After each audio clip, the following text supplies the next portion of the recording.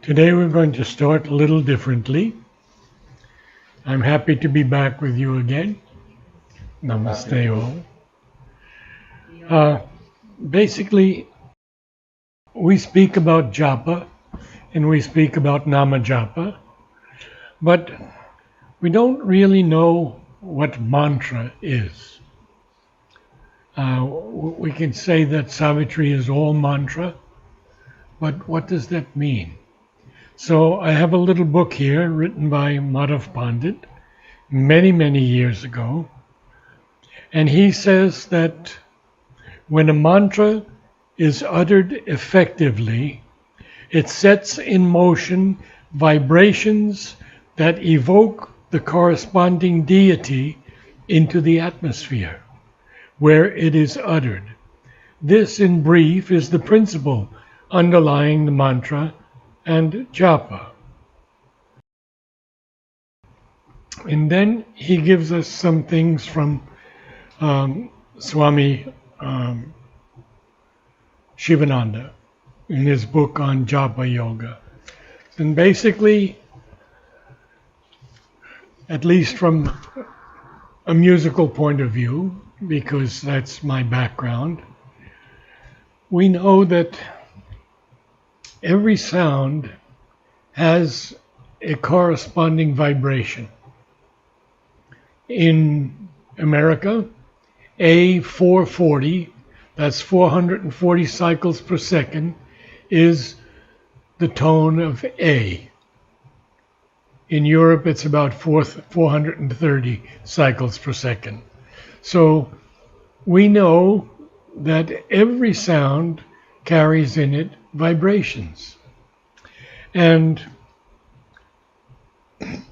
these vibrations can also be shaped into different appearances.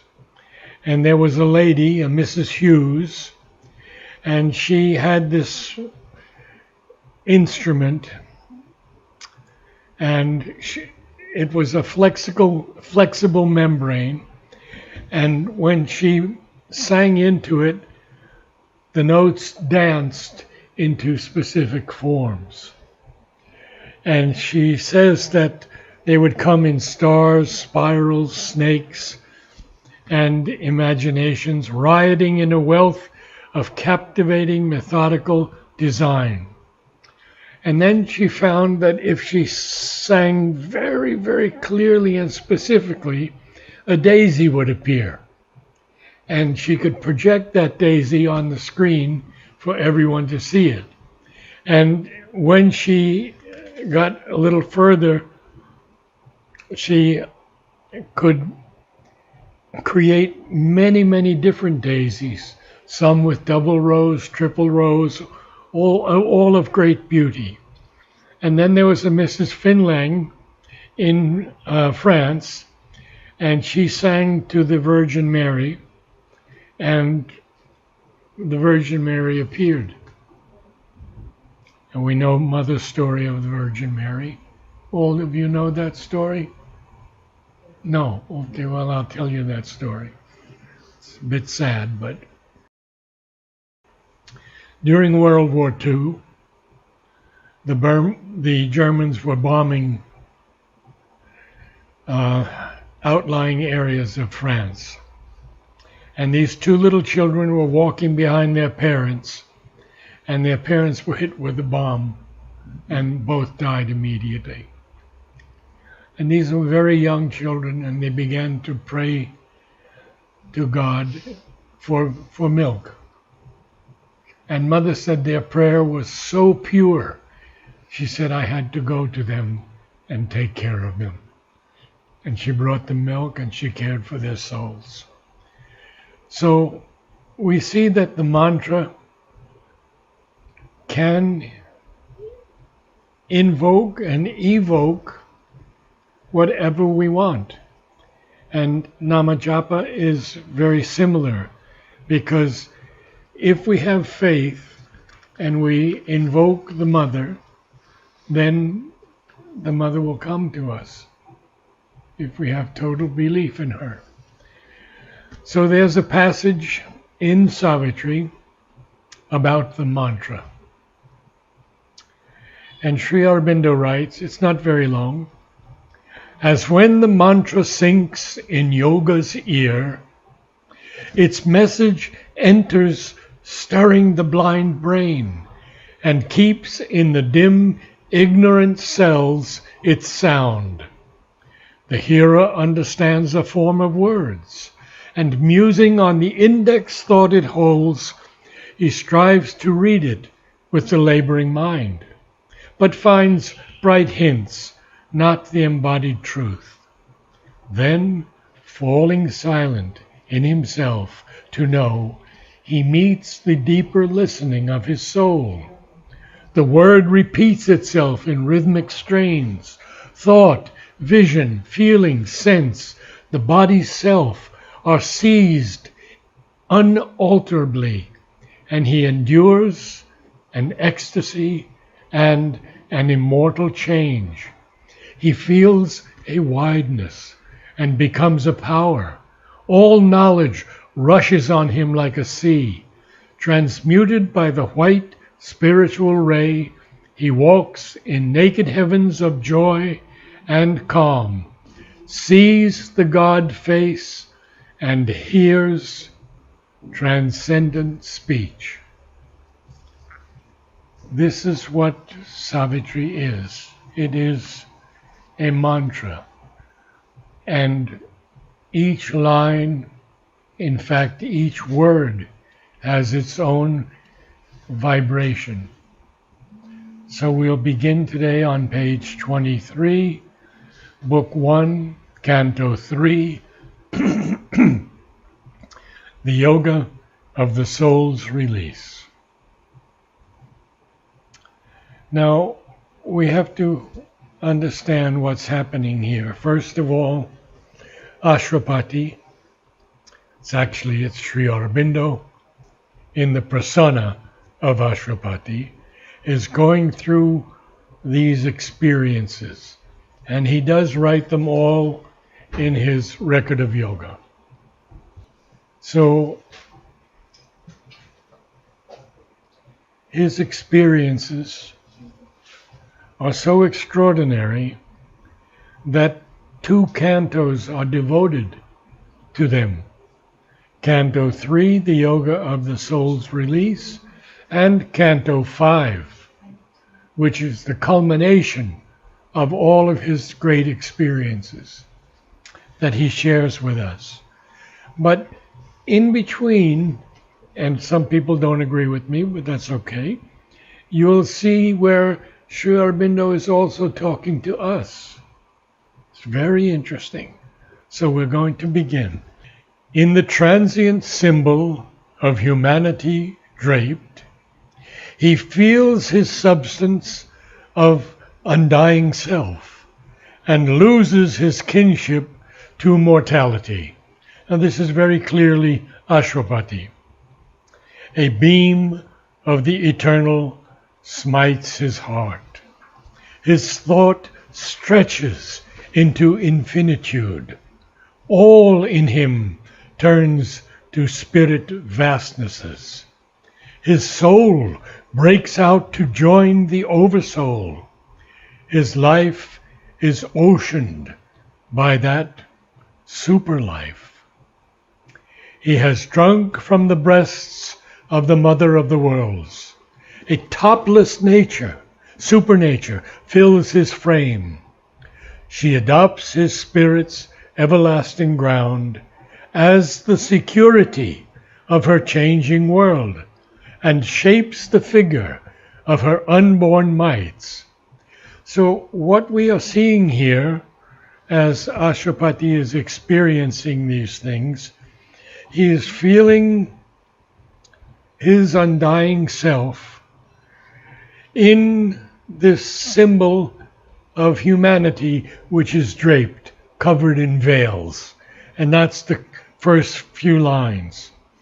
And therefore he loses his kinship, his family sort of, to mortality. He's not mortal any longer. He's the God-man now, or becoming the God-man. A beam of the eternal smites his heart. Now we know that the word smite means to hit hard. It hits his heart, and his thought stretches to infinitude. This is a word of Sri Aurobindo that he coined, infinitudes, infinitude. All in him turns to spirit vastnesses. So we see these lines, you see, losing kinship to mortality, a beam of the eternal hitting his heart, smiting his heart, his thought stretching into infinitude. Everything in him turns to spirit vastnesses. And then what happens? Because there's a full stop there. We have his soul breaks out to join the oversoul. His life is oceaned by that super life. Now, interesting, oceaned here as a verb, oceaned by that super life. He has drunk from the breasts of the mother of the worlds. That is our divine mother, the supreme creatrix, Prakriti. And then there's a semicolon. Sri Aurobindo is not yet finished with this image that he wants us to understand. So now this supernature, which is topless, has no end, no ceiling, fills his frame. And the divine creatrix, she adopts his spirit's everlasting ground. Adopts it in what way? As the security of her changing world. We know that the only thing we can count on, as we say in America, is taxes and change. So we know that change is assured. Every moment of our life is changing. Every moment. We are not what we were a few minutes ago. We are in this sacred environment. We are seeing each other, some of us for the first time. The vibrations of all are mantric. And we see now that Prakriti shapes the figure of her unborn mites because she has this power, but she's taking from the unborn and bringing it into form. Now, without the supermind, or above the supermind, there is no form. No form at all. Everything is formless. Perfect, immutable, transcendent. But beginning with the supermind, creation is possible. And this creation is what we are in now. Some weeks ago I told you that the Vedic rishis, and of course others in our time, have told us that each of us has been through 1 lakh of births to get here now. To be here today, we've had 1 lakh of births. Sri Aurobindo often says that it takes about 2 years in the place of rest until we take birth again. But Mother says also it could take many, many years. It could take centuries for very evolved souls to want to come back to this veil of sorrow and tears. But it's the only place that evolution can happen. It doesn't happen in any of the other worlds. And now we're seeing through this Webb telescope that there are so many more worlds out there that we never thought existed. And Mother is in charge of each one of them. She's in fact above these worlds. She has created these worlds. So, immortally, she conceives herself in him. Now, him is not capitalized here, but it is the creature. Here on this earth, it's the human being. In the creature, the unveiled creatrix or creatrix works. Her face is seen through his face, her eyes through his eyes. Her being is his through a vast identity. Now I'll tell you a personal story, a little risque, but it happened to me. I had a restaurant in New York City in Greenwich Village, and one day this girlfriend, whom I had known in college, comes to see me. And she says, I would like to continue our relationship. And she goes to kiss me. And she screams. Absolutely screams. Mother's face came out of my face. And I said, we can only be friends. And she went back to Israel. She wrote many children's books. And she died in her early 50s of Hopkinson's disease, I believe. Now, her face is seen through his face, her eyes through his eyes. Now, we are talking here about Ashwapati, not man as yet. Not yet. His being, her being is his through a vast identity. Then is revealed in man the overt divine. Narad, same experience with Tanmay and Pavitra. Yes. The face. Yeah, I don't remember Tanmay's. Can you tell us that one? Tanmay, when Pavitra left his body, he was very much upset and keep mourning and went to complain to mother. Yes. That he cannot be without him. Yes. Tanmay said this, huh? Tanmay, mother said, don't worry, he is with me. Yeah. But he was not satisfied. But again mother said, okay, you want to experience that. So for quite some time, like he was looking at her face, suddenly Pavitra face came into mother's face. Wow. And then he was like satisfied, and then onwards he was happy. And I think I've shared with you Huta's experience when she was going to mother every day. And one day she says to mother, because she was a little bit blunt, are you really the Divine Mother? And mother said, come tomorrow morning. And Huta could hardly tell me what happened. She said, from here up, mother showed me the divinity that she was. She was shaking when she told me this. You can imagine. That's why in this yoga we are told that if the divine showed us what he really is, or she really is, it would shatter us. We're not ready yet. We're not quite ready yet. Now we're going to see what happens. A static oneness and dynamic power descend in him. The integral Godhead's seals.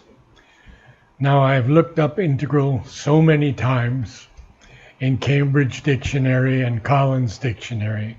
The preferred pronunciation is integral, and the second pronunciation is integral. So you can choose whatever you like. I won't argue. Okay, now, semicolon. The integral Godhead seals, semicolon. His soul and body take that splendid stamp. So that stamp of perfection is now in Sri Aurobindo, and of course in Ashwapati. And now you see,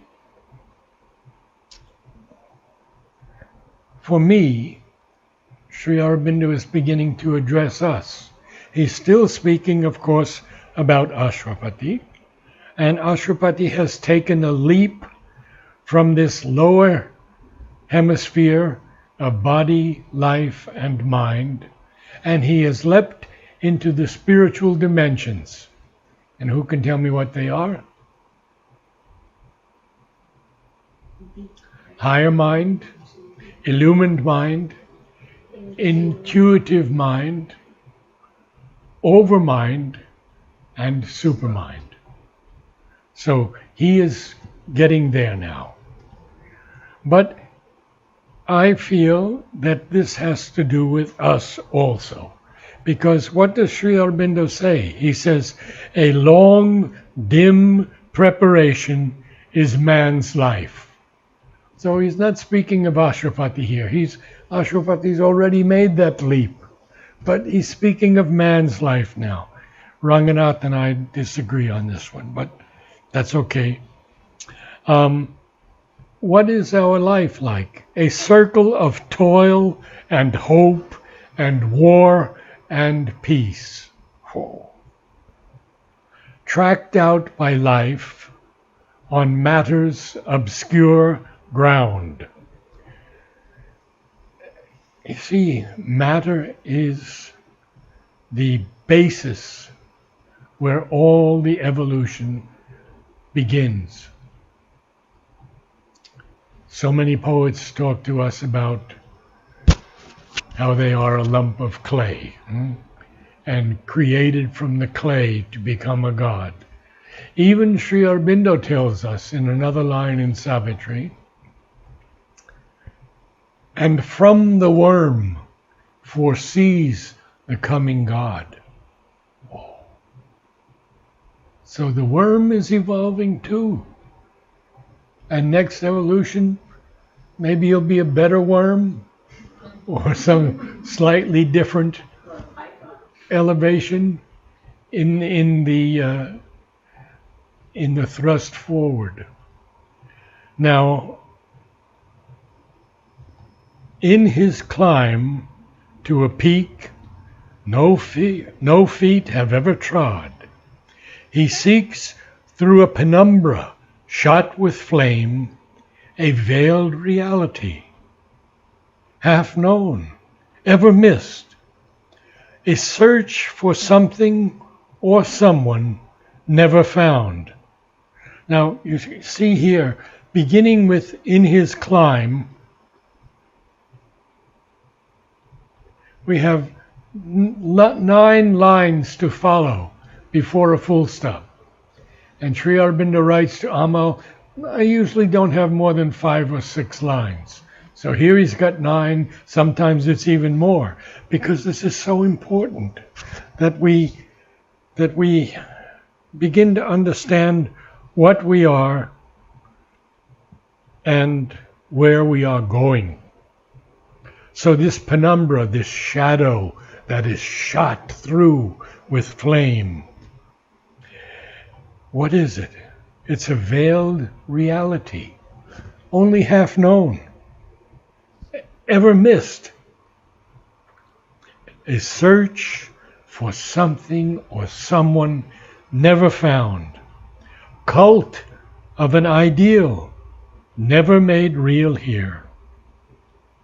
An endless spiral of ascent and fall, until at last is reached the giant point through which his glory shines, for whom we were made, and we break into the infinity of God. There are those who have done this in the ashram.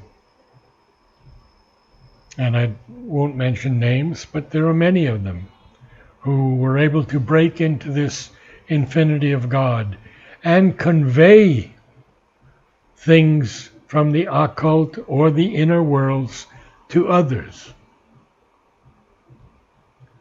usually at night, in sleep, but sometimes during the day also. Now, we see the next line: across our nature's borderline we escape into supernature's arc of living light. Okay, that's about us now. And now Sri Aurobindo is going to go back and he's going to talk about Ashwapati, because he says this now was witnessed in that son of force. Son of force.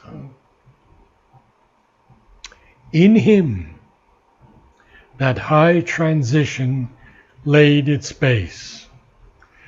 Now we know that Sri Aurobindo tells us in the record on yoga and in many of his letters on yoga that he too had to go through this process of becoming totally aware and conscious when he took the dive into humanity, becoming a person.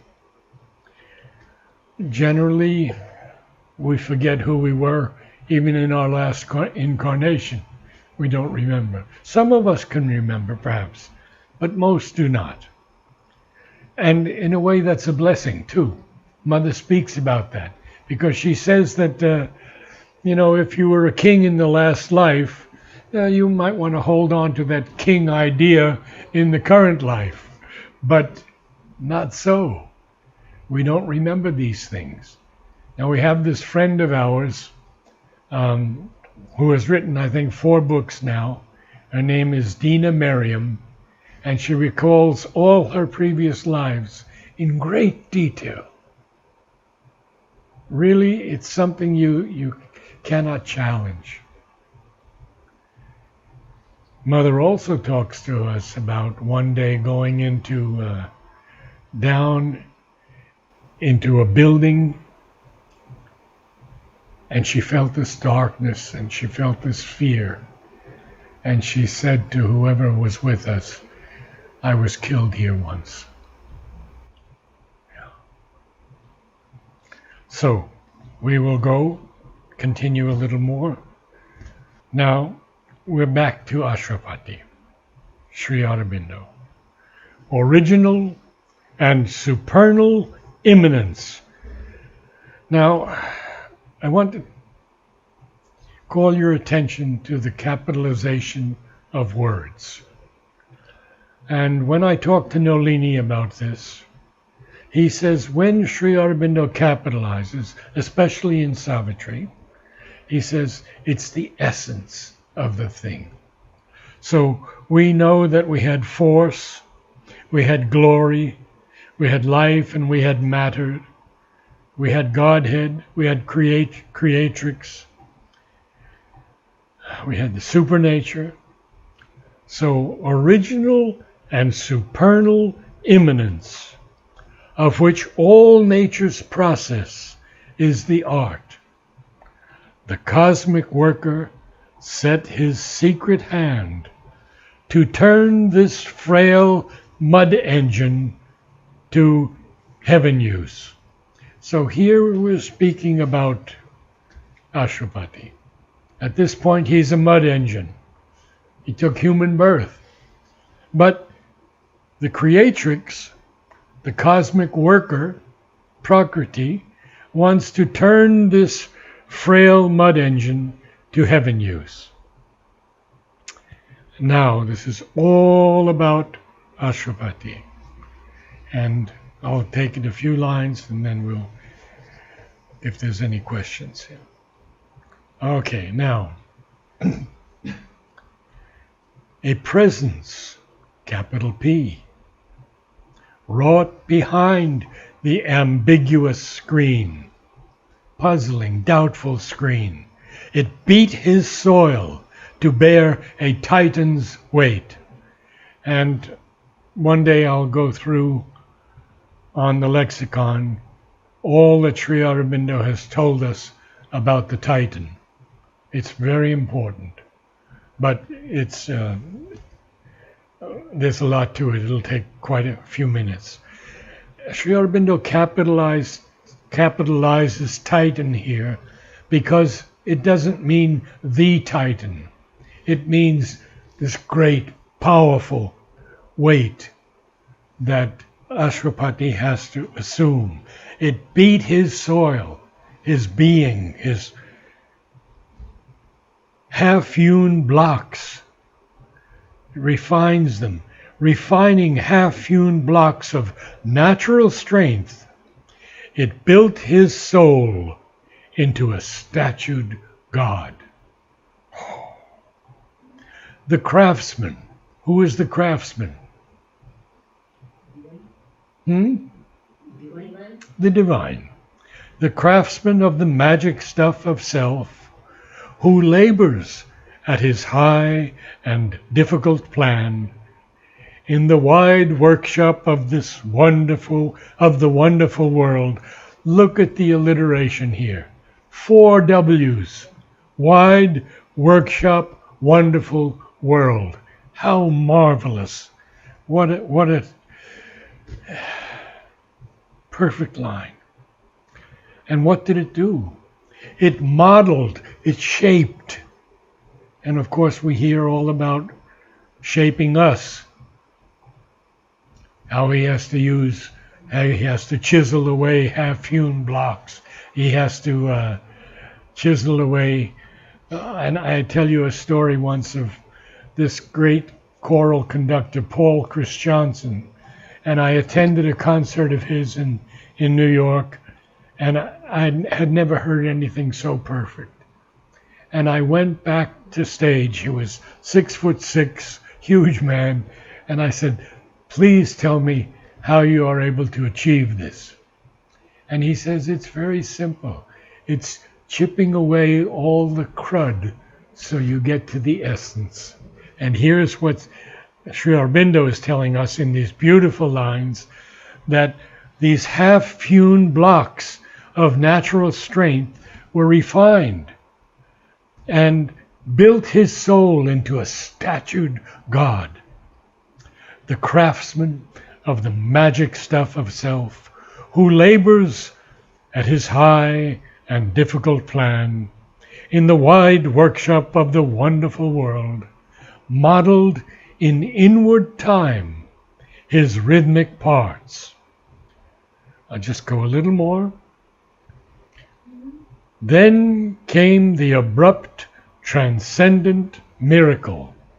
Well, it is a miracle. And Sri Aurobindo says at some point, there are no miracles. And then in Savitri he says, all's miracle here and can by miracle change. So we see that the divine can give us these paradoxes and we have to work them out in our own consciousness. Then came the abrupt, transcendent miracle. Transcendent now, not cosmic, not personal, transcendent miracle. Colon. The masked, immaculate grandeur could outline, at travail in the occult womb of life, his dreamed magnificence of things to be. The grandeur, again, synonym for the divine. Sri Aurobindo uses so many synonyms to describe the divine to us. And he tells us the same thing in hundreds of ways, so we eventually can get it stuck here. Okay, now, a crown of the architecture of the worlds, a mystery of married earth and heaven, annexed divinity to the mortal scheme. So to annex something is, to make a a claim of it. And this divinity is now annexed to our mortal lives. And heaven is here at this moment for all of us, touching us, opening us. Slowly, quickly, doesn't matter. Now, a seer was born, capital S, a shining guest of time. And we'll end there for today. There's going to be a lot more about Ashwapati and his progress. We're going to see in the lines that come ahead how he grows into this godlike being. Sri Aurobindo is telling us his story. Any questions? Here he mentioned his. So his is on humanity or Ashwapati? For him, you mean? Or his? Where is the his? When the start. His dreamed magnificence? It's the divine's dreamed magnificence. He's dreaming of creating this being, which is himself, by the way, because he's everything. He's the big problem with the West is that they cannot conceive that the divine could be evil. And so they separate him. God here, perfect, good, benevolent, all-powerful, and down here, Satan, the devil. But it's not true. If the divine is everything, he can be all of these things. And this is what we have to understand as we go through this very difficult moment in life, in the world. Because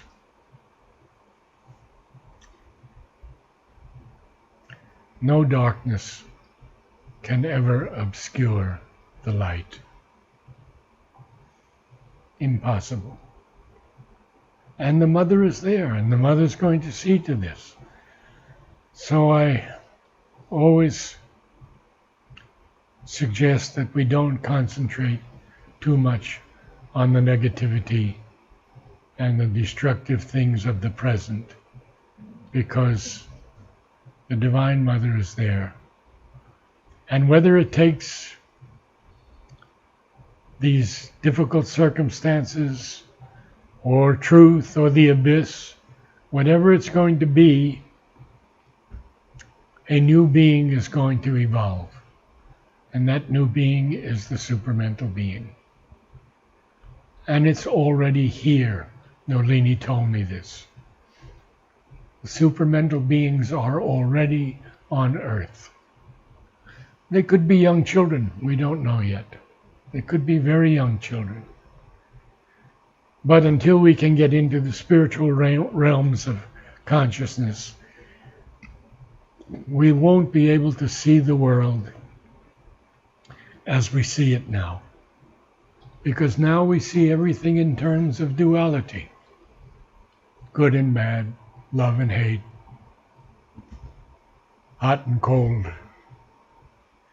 When we can get above that, even into the higher knowledge, the first stage of the higher mind will change our view of everything. So that has to be our main work. Namaste all. Yes, Cesar, go ahead. For the divine, like the craftsman or the grandeur that we refer to, it is like the Purusha or like the above the Purusha?